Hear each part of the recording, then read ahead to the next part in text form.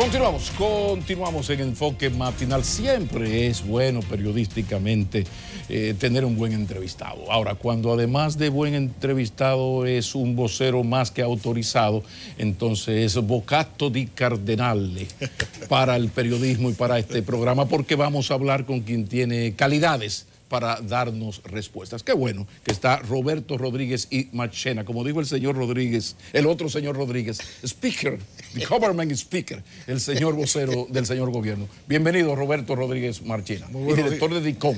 Director de DICOM, así es. Sí. No, muchas gracias por la oportunidad de venir este 2 de enero, porque así aprovecho y públicamente les deseo las mejores cosas en este año. Muchas alegrías, mucha salud, no solo a ustedes, sino también a todos los televidentes de este programa y de este canal. Sí, Marchena, yo decía en el comentario introductorio del programa que será un año preelectoral de definiciones políticas y decía que el gobierno del PLD lleva en el carril de adentro porque la economía está estable y mencionaba que estuve revisando las obras para este 2019 y parece que fueron hechas para un año preelectoral. Vamos a ver cuáles son las prioridades, a tu entender, que tiene el gobierno para este año que recién se inicia.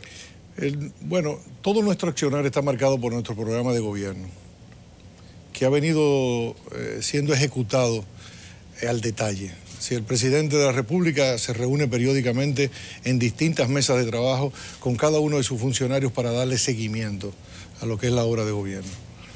Y podemos decir con satisfacción que estamos cumpliendo la obra de gobierno. De manera que los grandes ejes que fueron definidos para el periodo 16-20, pues se mantienen. Se mantienen. En el caso de la educación, saben ustedes que ya hemos incorporado 1.300.000 niños a la jornada escolar extendida, lo que significa una transferencia de renta a esas familias empobrecidas, y estamos procurando la universalidad en ese sentido, es decir, que todos los niños de República Dominicana pues puedan estar en la jornada escolar extendida. Por eso hemos tenido un plan de construcción escolar, es decir, llevamos ya más de 20.000 aulas, 23.000 aulas construidas para que esa jornada escolar pueda ser posible. Entonces, en este año vamos a completar la construcción de las aulas necesarias para hacer ese tránsito a la jornada escolar extendida. En el caso de la salud, hemos tenido como propósito también la universalidad, de que todos los dominicanos y dominicanas puedan tener un seguro familiar de salud.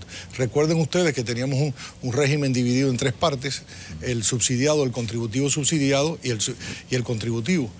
Y hemos tenido escollos con ese diseño del contributivo subsidiado, pero eso no nos ha impedido de hacer la labor en el plano del aseguramiento de las familias dominicanas. Al día de hoy, el 76% de las familias dominicanas tienen un seguro familiar de salud. Igualmente encontramos una infraestructura hospitalaria muy deteriorada y emprendimos una labor colosal, titánica, de reconstrucción, construcción y equipamiento de hospitales. Ya llevamos cerca de 36 hospitales que fueron construidos y reconstruidos. Entonces, en este año vamos a continuar con ese proceso y probablemente nos quede al fin de año solo los 6 de los 56, de los 6 que van a ser construidos nuevos, o sea, porque su infraestructura estaba tan deteriorada que no podían ser reconstruidos. Igualmente con los centros de atención, centros diagnóstico y atención primaria, vamos a continuar la construcción de estos centros para precisamente descongestionar la asistencia de los ciudadanos y ciudadanas a los hospitales. En el caso de le estoy señalando las grandes líneas, ¿no?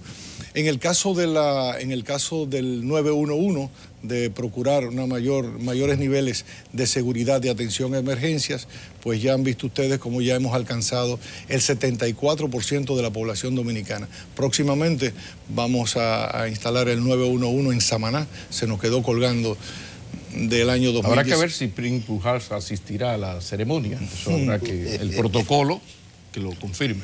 Lo importante es la población, así que la población se sienta protegida y eso lo estamos logrando. En el caso de la titulación, mañana mismo vamos a tener una entrega de 3.000 títulos en la línea noroeste, lo que se van a sumar a los 50.000 que ya entregamos en estos 6 años de gobierno. Roberto, si no te detenemos, nos cuentas el gobierno entero. Es que es preciso contarlo. Y nos faltará tiempo. Es que es una obra fantástica. Hay sombras, pero esas son las luces innegables, sí, tangibles, se pueden ver. Ahora están las sombras. hay mucha insatisfacción. Pero déjame agregar unas cuantas luces y sobre todo esta. Este año vamos a agregar 1000 megas. 1000 megas, 300, ya tenemos 300 megas de energía renovable, ¿no? 301 megas que hemos incorporado en estos 6 años. Este año vamos a incorporar 300 megas más de energía renovable y agréguese Punta Catalina con 700. Es decir, 1000 megas más este año 2019. Eso es algo importante que tiene que ver con la luz que tú decías. Exactamente, pero no, decía, las luces están ahí y por eso el análisis que hicimos esta mañana, pero están las sombras. El tema, por ejemplo, de la alta percepción y el gran rechazo que tiene la población al tema de la corrupción. Extrañamente, la gente está muy insatisfecha con el tema de la corrupción. Sin embargo, llama la atención en todas las encuestas la gran valoración de intención de voto hacia el PLD. Pero el tema de la corrupción está ahí y se teme que en el momento en que falle la economía, que no está bajo el control del gobierno ni de nadie, sino que hay factores externos, pueda haber problemas. En el tema de la corrupción, ¿está dispuesto el gobierno a apretar la marcha? Y dejo ahí, por ejemplo, el tema ONSA, el tema Odebrecht, por ejemplo, que yo sé que hay separación de poderes, que el ministro, sí, pero mientras el ministro de Justicia lo nombra el presidente, ya eso crea un vínculo con el Ejecutivo. Hablemos de corrupción y de impunidad y de marcha verde incluso.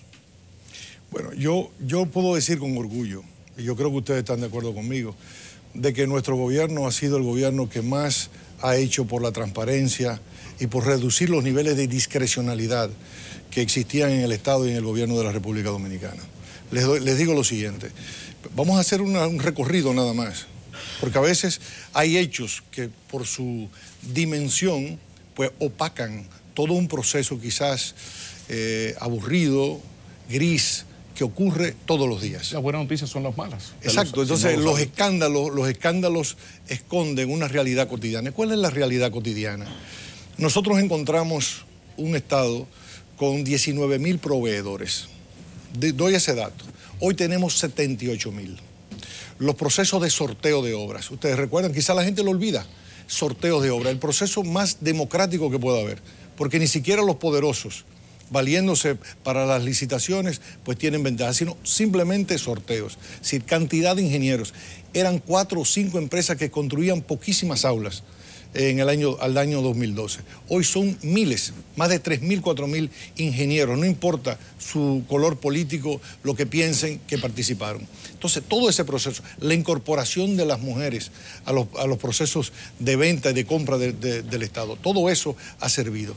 Además, las disposiciones del gobierno, las primeras disposiciones, recuerden aquel decreto inmediato del mes de septiembre para controlar la discrecionalidad de los funcionarios públicos. Es decir, ha habido una intención muy clara que se advierte, los controles que tiene el gobierno. Es decir, nadie, yo se lo digo porque yo manejo dinero. Es decir, usted tiene el control de la Contraloría, que es sumamente exigente, su procedimiento. O sea, usted no tiene margen. Usted analice la cotidianidad de una institución y ustedes se van a dar cuenta que no tienen margen. En el portal transaccional, todo lo que el Estado compra tiene que ser publicado. Todo tiene que ser publicado y hay una auditoría permanente. Entonces, nuestro gobierno en los hechos, no en las palabras, está combatiendo directamente todo eso que está ocurriendo. Pero volvemos a luces y sombras, porque resulta que por primera vez en la historia política dominicana el tema de la corrupción aparece en todas las encuestas entre segundo y quinto lugar, nunca sexto. Y eso nunca se había visto. Entonces, algo está pasando, y yo conozco eso que has citado, y es cierto, incluso he participado en algún que otro proceso como veedor, y lo he salvado. Ahora, hay una realidad objetiva, que es que la población ve el tema corrupción como uno de los principales problemas en la historia política. Incluso uno se quejaba en el pasado que veía hechos de corrupción y la gente como que era un tema muy secundario. Bueno, lo que pasa es que hay un clima a nivel mundial. Hay un clima a nivel mundial que apunta de que las desigualdades sociales tienen su origen en la corrupción, cosa que es falsa.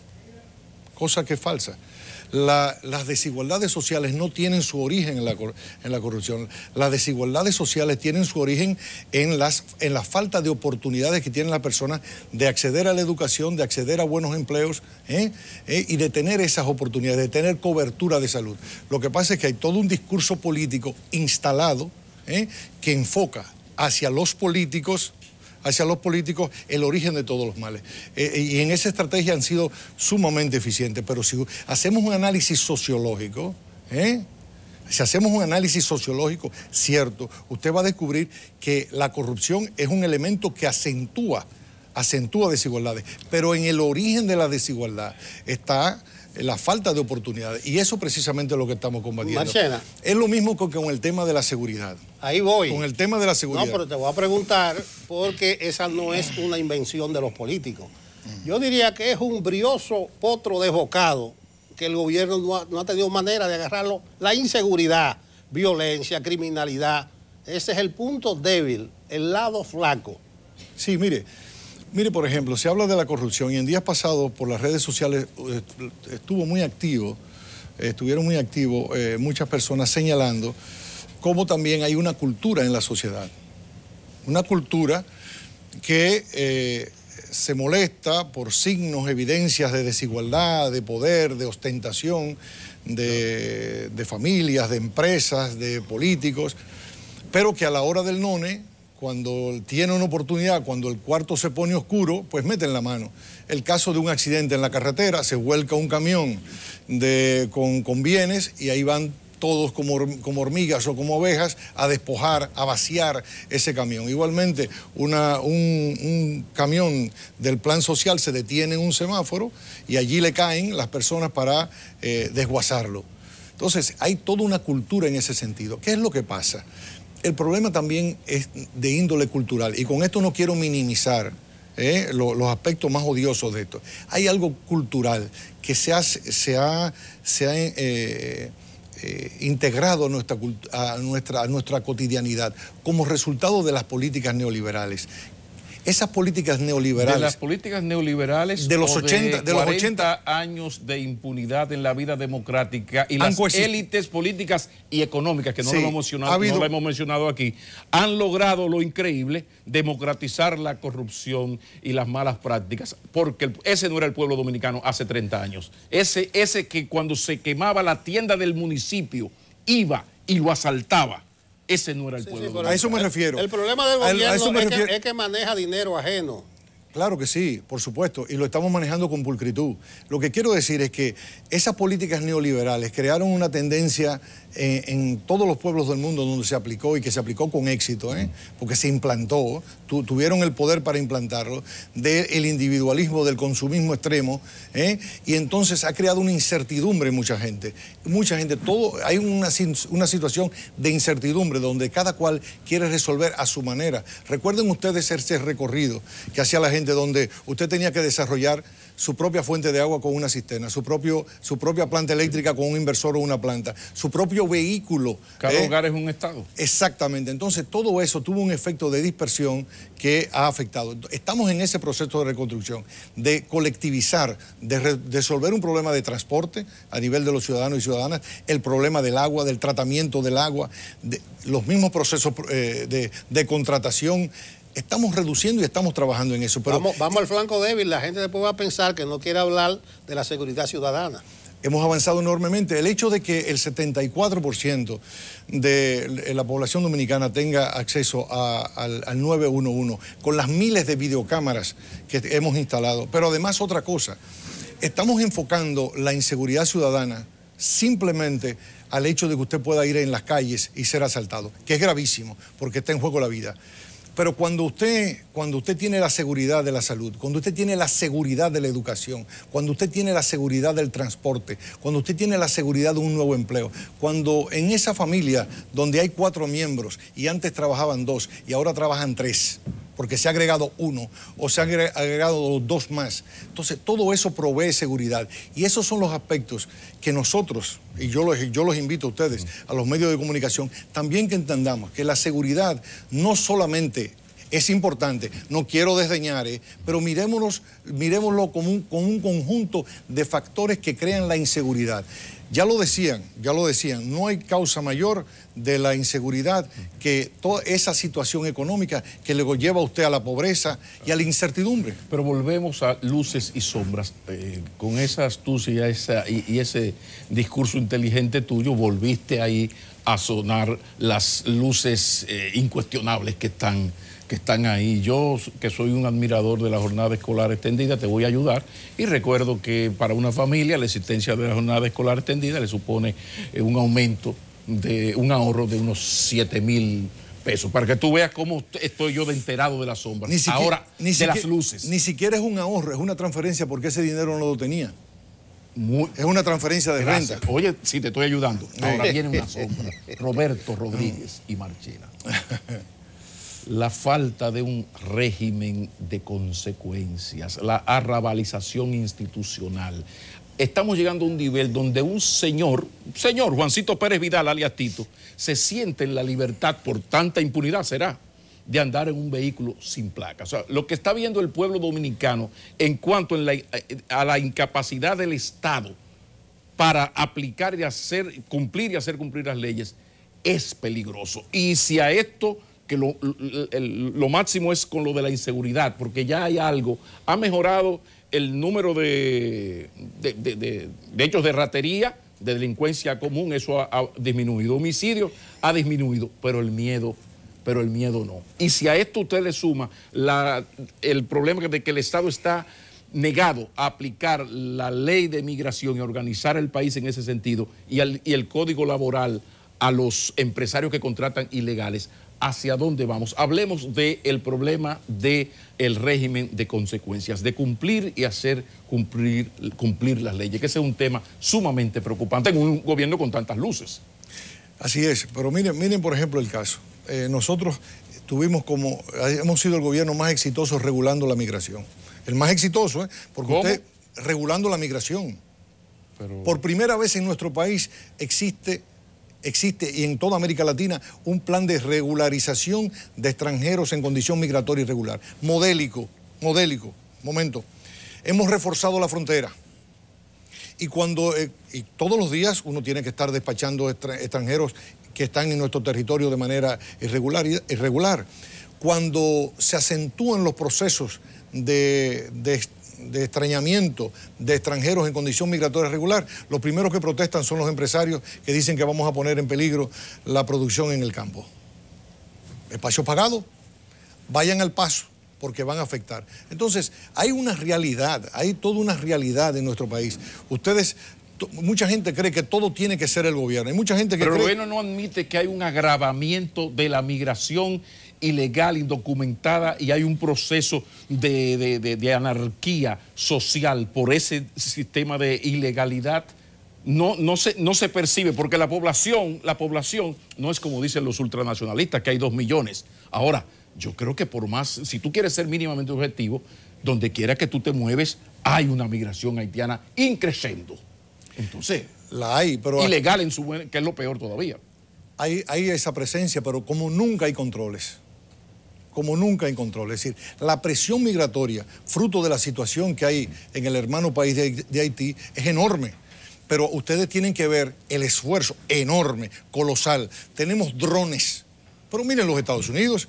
Usted puede acusar al gobierno de los Estados Unidos, al gobierno del presidente Donald Trump o cualquiera de los otros gobiernos, de ser débiles con el tema de la migración ilegal al territorio norteamericano. No, lo que pasa es que el deseo de sobrevivencia de un ser humano es tan enorme que se las ingenia de miles de maneras para entrar a un territorio, para no morir. Entonces, el gobierno debe hacer, el Estado tiene que funcionar, porque hay un asunto que preocupa a la gente. Lo que quiero. La marcha centroamericana de ilegales hacia Estados Unidos tiene un solo argumento, que ellos son pobres. Y si de pobreza vamos a hablar, pobres tenemos nosotros en Haití. El gobierno no ha pensado el peligro que significa que se esté poniendo de moda desautorizar a los estados y convertir la migración ilegal en un derecho humano. Se habla por allá, ustedes conversan. Por eso no firmamos ese pacto. ¿Por qué? Porque nosotros hemos sido exitosos y podemos sentirnos orgullosos dentro del concierto de naciones. Póngase usted a ver la situación en Alemania, en Suiza, en España con las pateras. Tú viste en España, tú sabes lo que es eso. En Italia, ellos no han sido tan eficientes como el gobierno de la República Dominicana, con menos recursos, porque un país como la República Dominicana, un país que no tiene recursos, está regulando ese proceso migratorio, protegiendo su soberanía con lo que puede.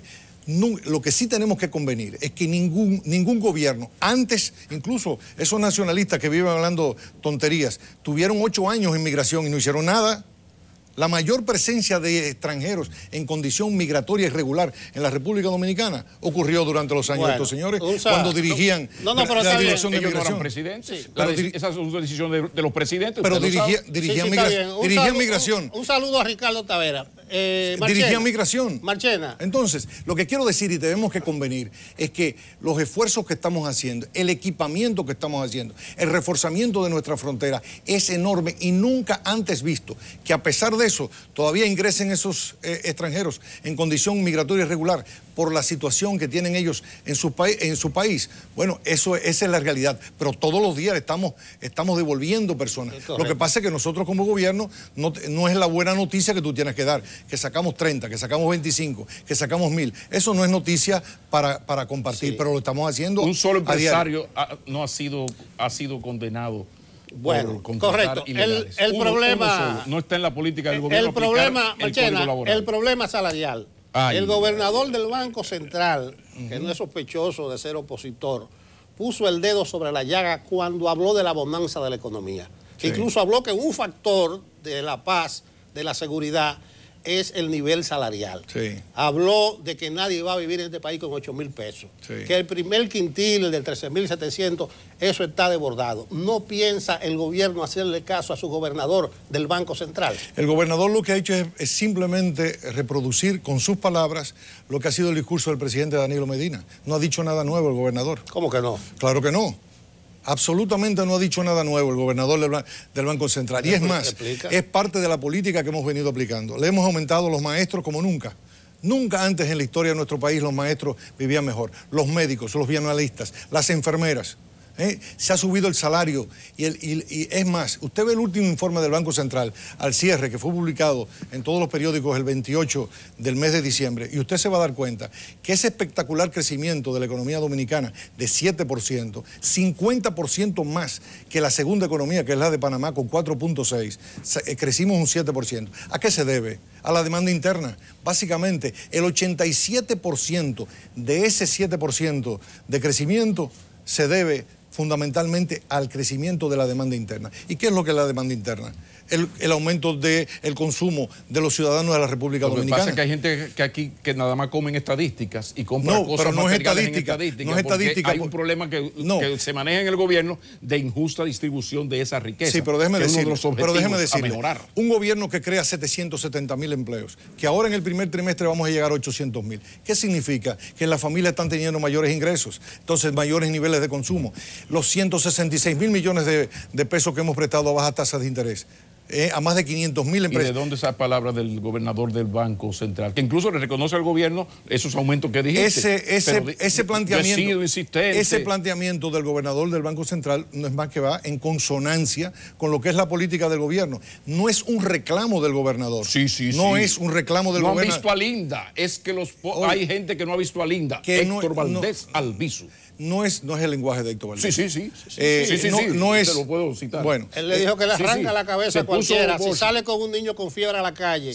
No, lo que quiero decir no es un reclamo al gobierno ni a nuestras políticas, en el sentido que han incentivado mayores niveles de ingresos a la familia dominicana. Usted es un llamado al sector empresarial que entienda, y muchos ya lo entienden en el sector empresarial. Y don Juan lo decía.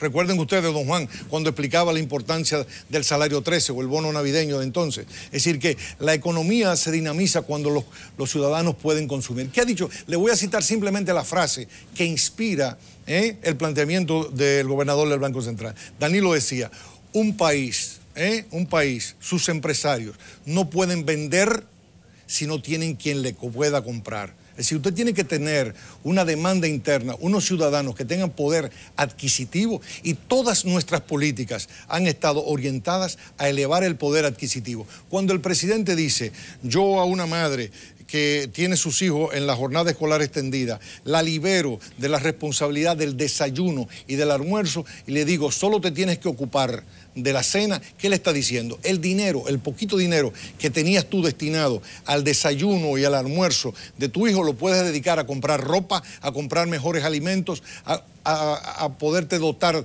de electrodomésticos en tu casa, etcétera, etcétera. Está claro, desde un principio nuestras políticas han estado orientadas a elevar los niveles de ingreso y de consumo. Te digo dónde se le acaba el camino a tu discurso. Ajá, vamos a ver. Esa bonanza, esas cifras, esos índices, esas estadísticas no tienen continuadores para el 2020. ¿Quién ha dicho eso? O que el presidente Medina tiene un impedimento constitucional, que no se ve nadie dentro del PLD para darle continuidad a esa política dentro del PLD. Entonces, ahí se acaba el camino. La continuidad de las políticas públicas la determina. ¿Quién la va a seguir? La determina la sociedad dominicana. Déjeme decirle lo siguiente. El hecho de que la sociedad dominicana haya experimentado estas políticas explica lo que decía Pablo al inicio de esta entrevista, de que los resultados económicos y sociales de nuestro gobierno le han provisto de una simpatía mayoritaria entre el pueblo dominicano. ¿Por qué? Porque la gente ha entendido que estas políticas son correctas. No es verdad que el gobierno no funciona, es todo lo contrario. Precisamente porque el gobierno funciona, estamos donde estamos. O sea, la gente está clara en eso, clarísima, y es consciente de lo que es el valor de cada una de esas políticas. Entonces, yo me siento tranquilo. ¿En qué sentido? De que el pueblo dominicano está empoderado y sabe por qué. Aquí no hay incertidumbre, ¿eh? Aquí no hay incertidumbre en el pueblo dominicano. Aquí la gente está muy clara y sabe por qué. Hay más empleo, hay más salud, más hospitales, más escuelas, más jornada escolar extendida, más títulos de propiedad entregados a los ciudadanos y ciudadanas. ¿Por qué tenemos más 911? La gente sabe por qué. Roberto Rodríguez Marchena, pero tú estás claro, ¿eh? Tú acabas de decir. No, pero es algo. así. No, espérate. No hay incertidumbre. Yo pensaba. La agenda, no hay incertidumbre. La agenda y lo que tienen que hacer los gobiernos no es asunto de programa, de PLDistas, no. Lo que le diga el pueblo dominicano, que no es asunto de un Mesías que debe continuar ahí. O sea, esto nos lleva, porque tú estás donde se cocina el sancocho. El presidente ha sido reiterativo de que no me hablen de eso, yo no estoy en eso. ¿Cómo ve Roberto Rodríguez de Marchena a Danilo Medina? Porque la presión hacia el presidente Medina es fuerte y se está esperando lo que él dijo, lo de marzo, pero ¿confía Roberto Rodríguez Marchena en que puede existir en el PLD? Amén, saco a Lionel porque son dos sectores que se están tirando a matar. En el sector Medina, alguien que pudiese competir con Leonel Fernández, o no descarta Roberto Rodríguez de Marchena que el presidente consiga los 22 legisladores que le faltan para la modificación constitucional. ¿No lo descarta Roberto Rodríguez Marchena? Cualquier respuesta que yo pueda dar en ese sentido sería violar la decisión de mi jefe, que es que él va a hablar en marzo. Entonces, cualquier cosa que yo pueda decir en ese sentido no solamente es un atrevimiento, sino una imprudencia. De manera que yo lo que sí le digo a ustedes, y el pueblo dominicano, hoy 2 de enero, que puede tener la certeza, como la tiene, de que van a continuar las grandes líneas de trabajo del gobierno que tanta satisfacción ha producido al pueblo dominicano, como lo revelan todas las encuestas, niveles de simpatía. Es decir, vamos a continuar profundizando la revolución educativa, la revolución en salud, entregando más títulos, es decir, toda esa política va a continuar. Bueno, y además, hoy 2 de enero hay un 20º transitorio de la Constitución que dice que Danilo no puede seguir, tiene impedimento y tiene que entregarle la antorcha, la garrocha a otro, y yo no veo ese continuador. Bueno, ya tú lo verás. Yo lamento que tú no lo veas. No, ya lo verás. no alcanzo. Yo no estoy entretenido en ese tema y yo voy a esperar al mes de marzo. Mientras tanto, nuestro papel es como vamos a hacer mañana, vamos a entregar títulos de propiedad, seguiremos gobernando. De eso es que se trata. Pero hay un tema y para eso somos gobierno. Está bien. La decisión se toma en el momento que tienen que tomarse. ¿Para qué precipitarse? ¿Para qué angustiarse con eso? Sigamos trabajando, sigamos procurando bienestar a las familias de la República Dominicana. Esa es nuestra tarea. Sí hay un tema que sí es de Pero Estado.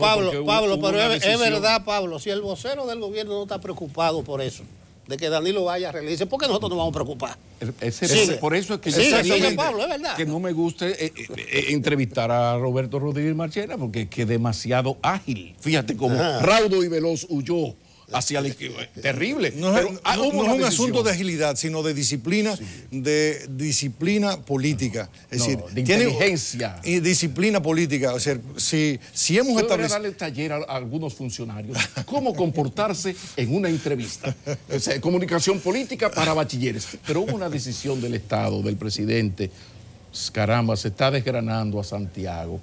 Y uno sabe que el presidente sabe y mucho el peligro de tú desgranar un país en un momento cuando lo que hay que crear Abaní como gran provincia del sur, Mao en Valverde en la línea noroeste, San Pedro en el este.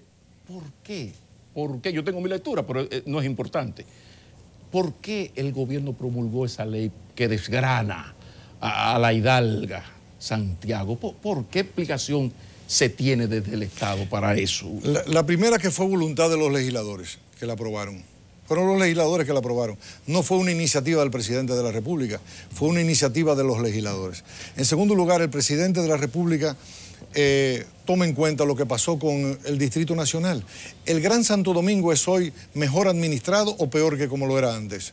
Lugares en Santo Domingo Oeste, como en Santo Domingo Este o Santo Domingo Norte, eran absolutamente ignorados por el ayuntamiento del Distrito Nacional. ¿Por qué? Porque no podía gestionar toda esa superficie, todo ese engranaje que había. Entonces, en el ámbito y en procura de mayor eficiencia en la prestación de servicios, lo que se ha hecho es descentralizar administrativamente. Pero Santiago no se ha desgranado. Santiago sigue siendo Santiago. No, Santiago es Santiago y hay una cosa que se llama Santo Domingo Oeste ahí. No. Ahí. Santo Domingo no, Santiago Oeste, que es un distrito municipal. Duele, todo eso, compañero.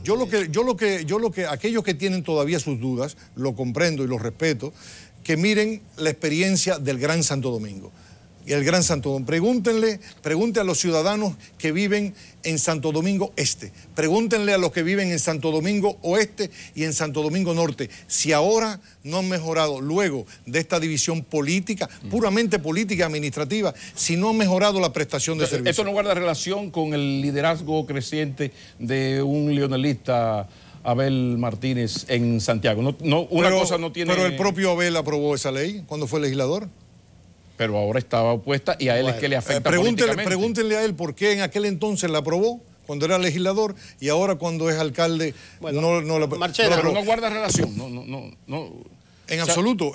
Si usted ve los considerandos de la ley, lo que apunta es a buscar mayores niveles de eficiencia. Eso es lo que se le ha llevado al presidente. El presidente no tuvo la iniciativa legislativa de plantear esto, sino los señores legisladores lo aprobaron. Y eso llegó al presidente. El presidente lo evaluó, lo consideró. El propio senador Valentín está de acuerdo. Marchena. Ha sido un defensor, el senador Valentín. Usted me habla del señor Martínez, el alcalde, ¿no? Abel Martínez. Abel Martínez, ¿no? Pero yo le puedo decir el señor Valentín. El secreto mejor guardado, el santiaguero. El señor está arriba. Sí, pero tan santiaguero como Abel Martínez lo es Julio César Valentín. Y está pero el que está arriba y creciendo es Abel Martínez. Marchena, una última cosa. El que es amigo mío es Julio César. El que es amigo mío. Lo que quiero... Una última cosa. Los dos son amigos míos. Lo que quiero decir es lo siguiente, que miren nada más lo que ha pasado con Gran Santo Domingo, que es la experiencia más cercana que tenemos de descentralización. Una última cosa que no se enseña, tiene que ver con tus funciones, con tu capacidad profesional. A ti se te acusa desde la oposición y de comunicadores alineados con la oposición de no hacer publicidad, sino propaganda, al mejor estilo hitleriano, una vez dosificada, otra vez de manera abrumadora. Tú hiciste un encuentro en estos días con periodistas, con directores de medios digitales. Microempresarios de la comunicación. ¿Cómo respondes tú a esa crítica que te hacen, incluso de la gran inversión? Finalmente, finalizando. Sí, mire, nosotros hemos democratizado la comunicación. En primer lugar, desde el gobierno, nunca antes se había procurado informar ni con tanta calidad ni con tan rápido como lo hemos hecho nosotros, haciendo uso de las herramientas y optimizando los procesos. Y al mismo tiempo hemos democratizado la inversión publicitaria, porque hemos entendido que la verdadera naturaleza del 99% de los comunicadores que hacen comunicación en nuestro país es su condición de micro o pequeño empresario de la comunicación. Entonces, en consonancia con nuestra actitud de amistad y de solidaridad con los micro y pequeños empresarios, pues nosotros estamos apoyando en todo el territorio nacional a aquellos que emprenden negocios, sin nunca tutelar su opinión. Ningún microempresario de la comunicación, ningún comunicador de la República Dominicana, yo lo desafío que diga cuándo yo levanté el teléfono para quejarme o para sugerirle o para decirle lo que tenía que decir. Terminamos la entrevista haciendo la sugerencia de talleres para entrevistados a cargo de Roberto Rodríguez de Marchena para funcionarios despistados, que hay demasiados. Muchísimas gracias. Gracias a ustedes. El mismo placer de siempre. Qué bueno entrevistar a gente inteligente y poder tener este rifirrafe con gente que tiene menudo para devolver. Venga más asiduamente. Muchas gracias. Roberto Rodríguez Marchena nos ha acompañado. Continuamos. Gracias.